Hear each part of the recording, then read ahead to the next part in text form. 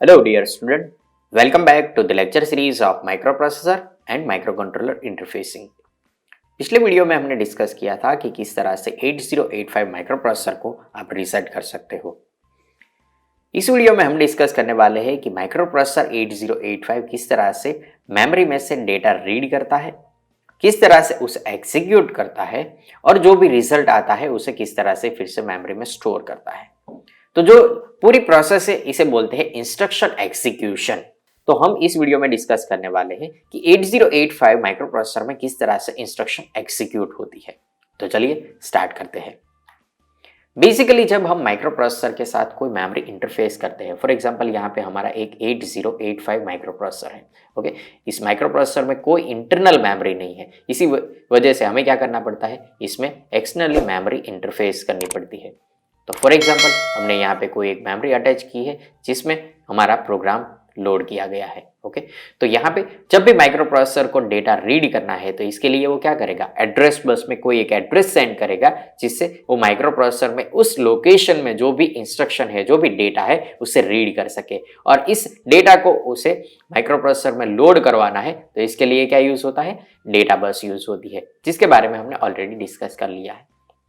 तो आज इस वीडियो में मैं आपको एक बेसिक डेटा ट्रांसफर इंस्ट्रक्शन के बारे में बताऊंगा कि किस तरह से माइक्रोप्रोसेसर में कोई भी इंस्ट्रक्शन एग्जीक्यूट होती है। हमने अभी तक कोई प्रोग्रामिंग नहीं देखा है, इसी वजह से मैं बहुत डिटेल में आपको कोई इंस्ट्रक्शन के बारे में नहीं बताऊंगा। जब भी हम प्रोग्रामिंग करेंगे तब मैं आपको बताऊंगा कि किस तरह से यहाँ पे कोई भी इंस्ट्रक्शन एग्जीक्यूट होती है। ओके, तो फॉर एग्जाम्पल हमारे पास 8085 माइक्रोप्रोसेसर है एंड एक मेमोरी एलिमेंट है। ओके, मेमोरी में हमारे पास यहाँ पे जो भी लोकेशन होते हैं उस लोकेशन को आइडेंटिफाई करने के लिए कोई एक स्पेशल नंबर यूज होता है जो कि 16 बिट का होता है। ओके, हमारे पास यहाँ पे 16 बिट की एड्रेस लाइन है जिसकी वजह से हम यहाँ पे 2⁻16 जितने लोकेशन यूज कर सकते हैं, यानी कि 65536 जितने लोकेशन यूज कर सकते हैं।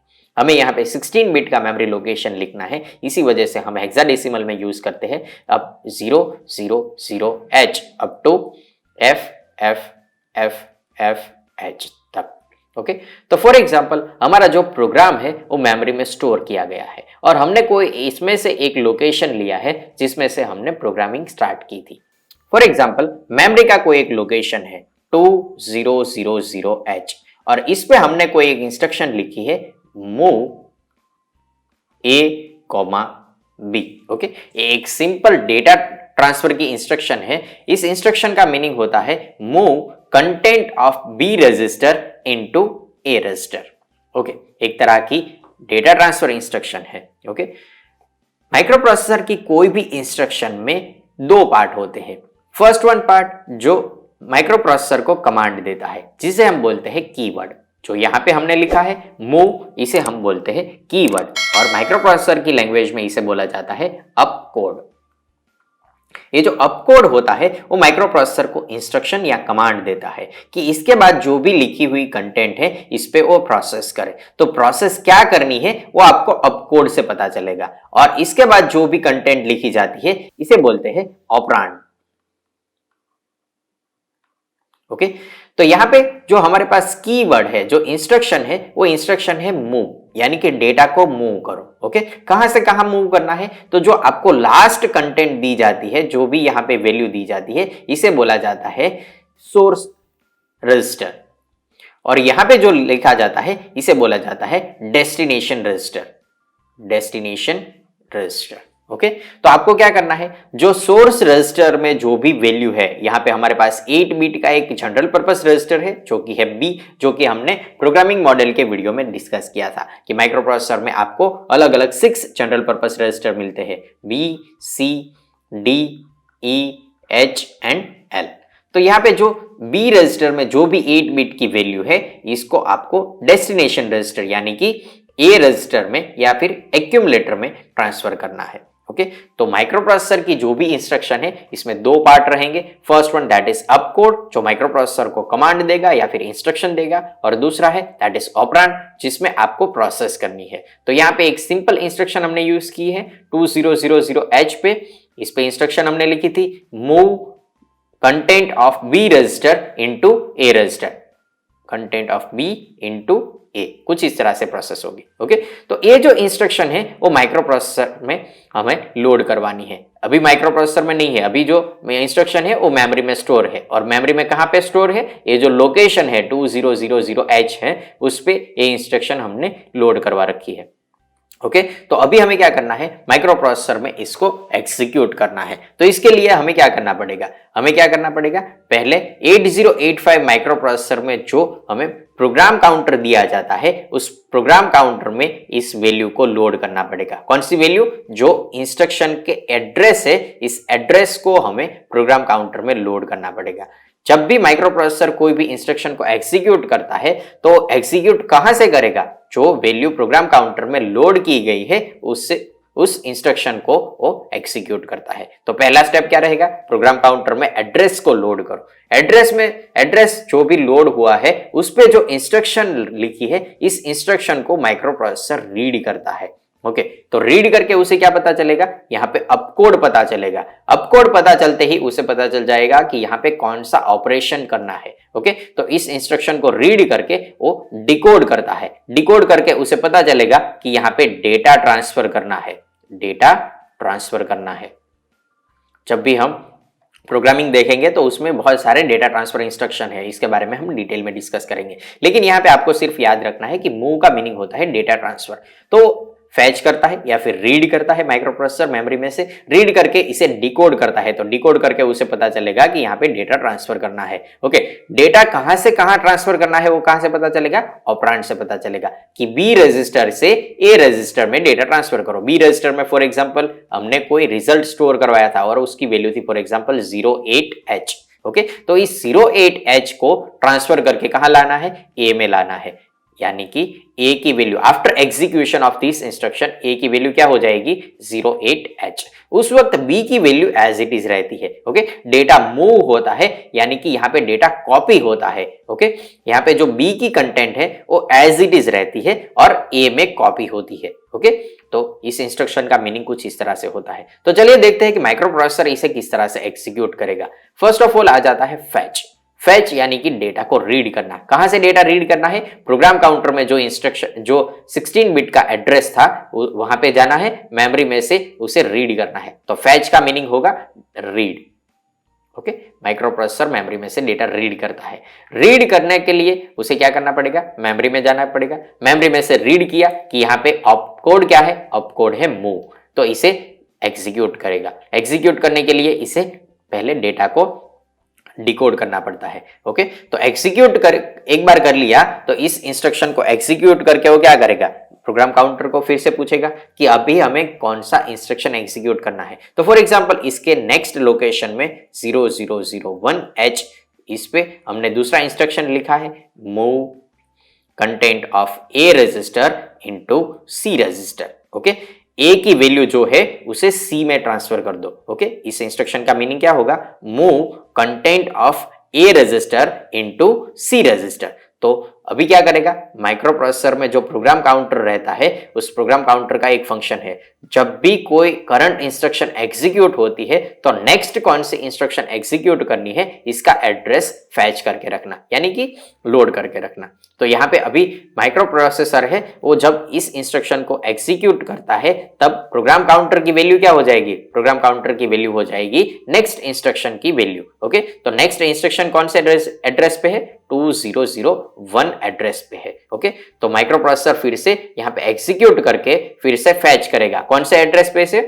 कौन से एड्रेस पे डेटा है उसे फैच करेगा? जो नेक्स्ट एड्रेस, प्रोग्राम काउंटर में जो भी नेक्स्ट एड्रेस है उसको फैच करेगा। ओके, तो यहां से फिर से वो एग्जीक्यूशन कंप्लीट करके फिर से डेटा फैच करेगा। तो डेटा फैच करते ही उसे पता चल जाएगा कि यहाँ पे फिर से डेटा को ट्रांसफर करना है। कहां से कहां ट्रांसफर करना है? Content of A into C.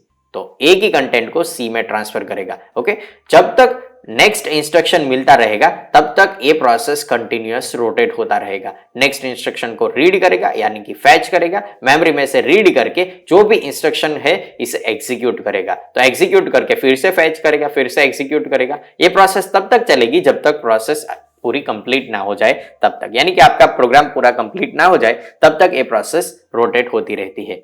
Okay एक बार प्रोसेस कंप्लीट हो जाती है, आपका प्रोग्राम कंप्लीट हो जाता है, तो माइक्रो प्रोसेसर होल्ड करेगा। जब तक नेक्स्ट इंस्ट्रक्शन नहीं मिलेगा तब तक माइक्रो प्रोसेसर इसे होल्ड करके रखेगा, यानी कि वेट करेगा। नेक्स्ट इंस्ट्रक्शन जब तक नहीं मिलता तब तक। जब नेक्स्ट इंस्ट्रक्शन मिलती है तो फिर से रीसेट होके फिर से प्रोग्राम को रीसेट करता है और नेक्स्ट इंस्ट्रक्शन को फैच करता है, फैच करके फिर से एग्जीक्यूट करता है, नेक्स्ट इंस्ट्रक्शन को एग्जीक्यूट करके फिर से फैच करेगा, फैच करके फिर से एग्जीक्यूट करेगा, और जब प्रोग्राम कंप्लीट हो जाता है तो फिर से होल्ड ऑपरेशन पे चला जाता है, यानी कि वेट करेगा जब तक नेक्स्ट इंस्ट्रक्शन नहीं मिलती तब तक।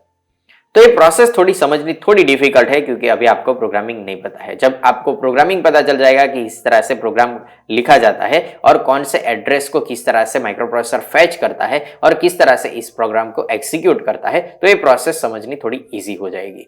तो इस तरह से माइक्रो प्रोसेसर 8085 कोई भी प्रोग्राम को फैच करता है। अभी चलिए ब्लॉक डायग्राम के थ्रू समझ लेते हैं कि किस तरह से माइक्रो प्रोसेसर के इंटरनल स्ट्रक्चर में ये पूरी प्रोसेस किस तरह से होती है, क्योंकि हमने यहाँ पे जो ड्रॉ किया है ये सिर्फ इसका फ्लो डायग्राम है कि किस तरह से यहाँ पे फ्लो रहता है। लेकिन अभी देख लेते हैं कि यहाँ पे किस तरह से आप यहाँ पे जो ब्लॉक्स है उसमें प्रोसेस होती है। तो चलिए देख लेते हैं।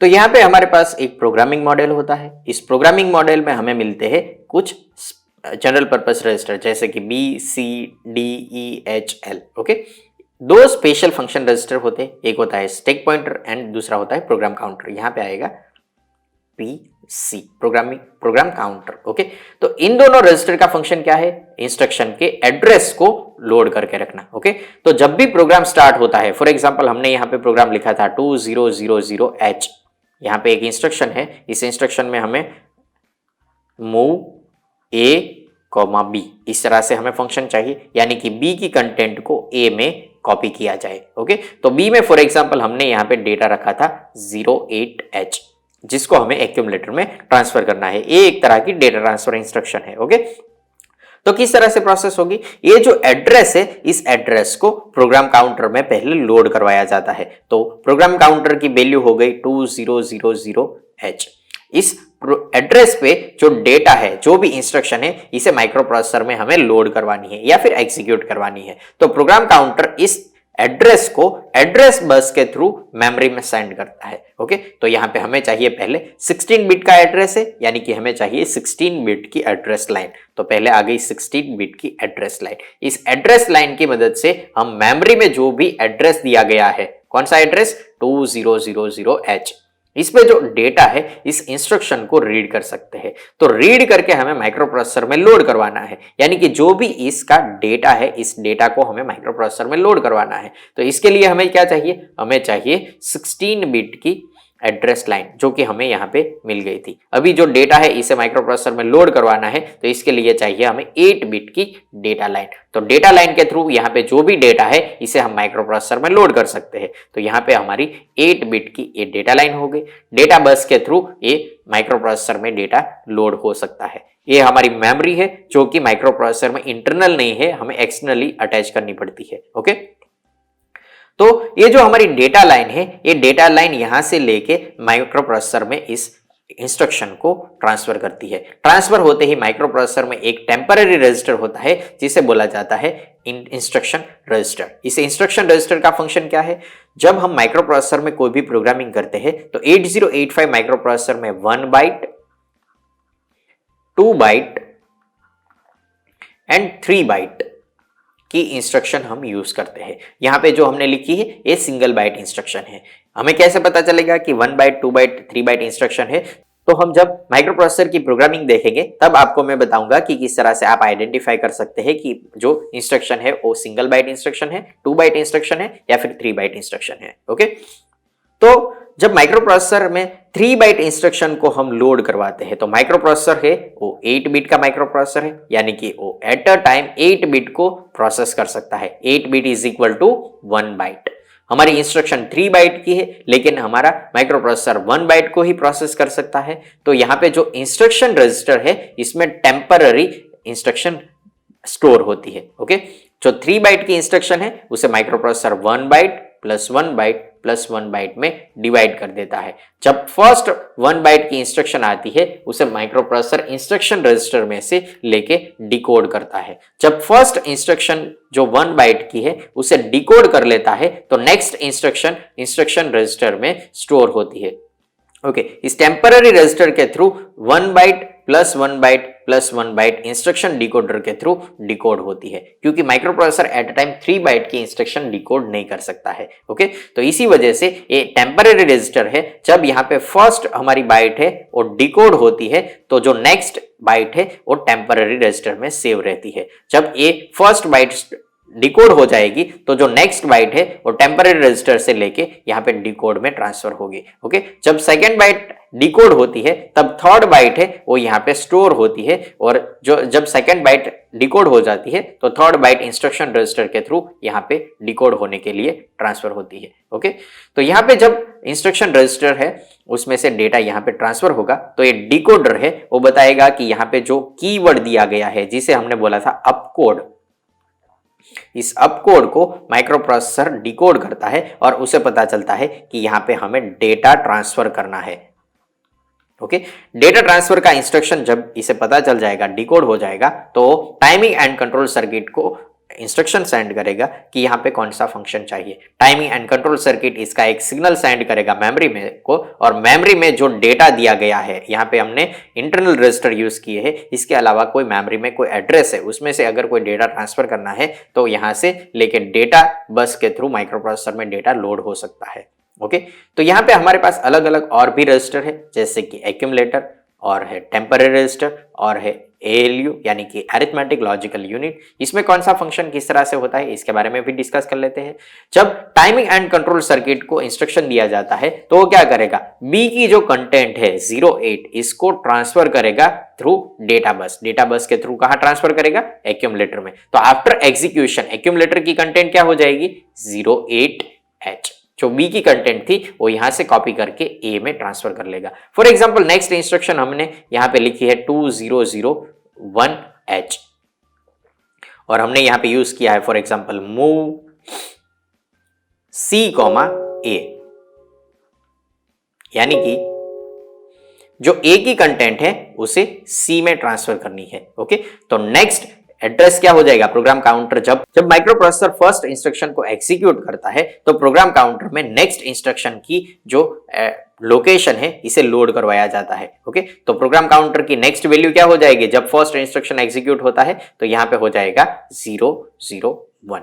ओके, 2001 एड्रेस है, इसे प्रोग्राम काउंटर में लोड करवाया जाता है। जब फर्स्ट इंस्ट्रक्शन एग्जीक्यूट हो जाती है तो प्रोग्राम काउंटर के थ्रू माइक्रो प्रोसेसर को पता चलेगा कि नेक्स्ट इंस्ट्रक्शन कहां से रीड करनी है। तो यहां पे हमने नेक्स्ट इंस्ट्रक्शन 2001H पे दी थी, और उस पे जो इंस्ट्रक्शन थी वो कुछ इस तरह से थी, मूव C, A, यानी कि ए की कंटेंट को सी में ट्रांसफर कर दो। तो जब माइक्रो प्रोसेसर इसको डिकोड करेगा तो फिर से उसे पता चल जाएगा कि अपकोड यहाँ पे मूव है, यानी कि डेटा को ट्रांसफर करना है। डेटा को ट्रांसफर करके कहां ले जाना है, एक्यूमुलेटर में जो कंटेंट है इसको डेटा बस के थ्रू यहां से लेके सी रजिस्टर में कॉपी करना है, यानी कि सी की कंटेंट क्या हो जाएगी, 08H after execution of second instruction.